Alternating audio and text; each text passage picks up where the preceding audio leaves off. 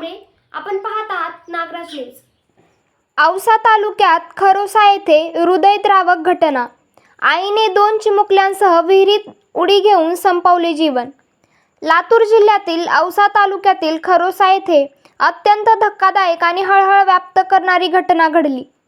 25 वर्षीय निकिता अमरदीप भुरे या महिलेने आपल्या 2 लहान मुलांसह घराजवळील विहिरीत उडी घेऊन आत्महत्या केली.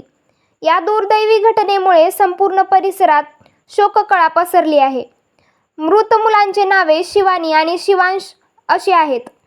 प्राथमिक तपासात कौटुंबिक वाद हे या टोकाच्या पावलाचे कारण असावे असा अंदाज आहे, मात्र नेमके कारण अद्याप स्पष्ट झालेले नाही. घटनेची माहिती मिळताच किल्लारी पोलीस घटनास्थळी दाखल झाले. त्यांनी पंचनामा केला असून पुढील तपास सुरू आहे. या हृदयद्रावक घटनेमुळे स्थानिक नागरिकांमध्ये शोकाची लहर उसळली आहे.